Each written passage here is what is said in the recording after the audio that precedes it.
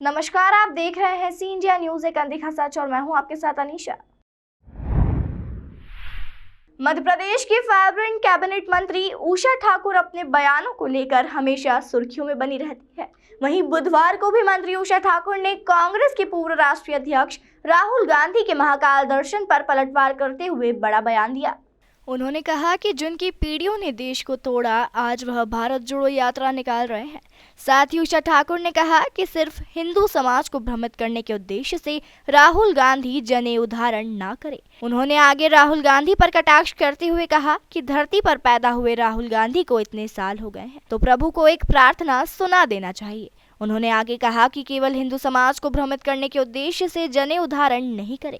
उषा ठाकुर ने आगे कहा कि वीर सावरकर ने बहुत पहले कहा था कि जिस दिन वामपंथियों और कांग्रेसियों को लगेगा कि हिंदुत्व का सर्वोच्च बढ़ रहा है, उस दिन सारे वामपंथी कोर्ट के ऊपर जनेऊ धारण करने लगेंगे। वहीं मंत्री उषा ठाकुर ने कहा कि अध्यात्म को राजनीतिक स्वार्थ नहीं बनाना चाहिए। मंदिरों में जाइए, स्वागत है। देर आए दुरुस्त आए, जब आपकी बुद्धि शुद्ध हो आप मंदिरों में जाएं, प्रभु की प्रार्थना करें, पर कम से कम उस प्रार्थना, उस दर्शन का महत्व भी ज़रूर आप समझें। आपको इतने साल हो गए धरती पे पैदा हुए, कोई एक प्रार्थना तो प्रभु को सुना दीजिए। आप जिस जनेऊ को धारण की बात करते हैं, उस जनेऊ का महत्व, वो किस कंधे पहना जाता है, किन किन परिस्थितियों में कान पे चढ़ाया जाता है, वो तीनों धागे किस बात के द्योतक हैं, यदि इसकी जानकारी आपको नहीं है तो सिर्फ हिंदू समाज को भ्रमित करने के लिए आप जनेऊ मत पहनिए। ये तो हमारे श्रद्धेय सावरकर जी बहुत पहले ही कह गए कि जिस दिन वामपंथी और कांग्रेसियों को लगेगा कि इस देश में हिंदुत्व का वर्चस्व बढ़ रहा है, उस दिन ये सारे वामपंथी कोर्ट के ऊपर जनेऊ पहन लेंगे। और आज हम वो वातावरण देख रहे हैं। मेरी प्रार्थना इतनी है कि आध्यात्मिक कोई भी गतिविधि हम उसको राजनीतिक स्वार्थों की सिद्धि का माध्यम नहीं बनाए। वो हमारे जीवन का अभिन्न हिस्सा है। हमारे संस्कार हमारी दृढ़ता को जन्म देते हैं, इसलिए उनके साथ इस प्रकार का सौदा नहीं होना चाहिए। भाई, मैं सोचती हूँ कि जिनकी पीढ़ियों ने देश को तोड़ा,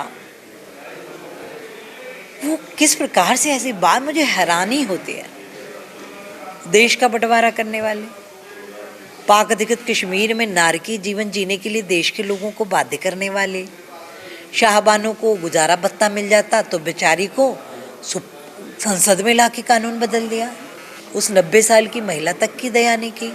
कभी सच्चर कमेटी लाते हैं, कभी लक्षित हिंसा लाते हैं। तो ये चाहते क्या है?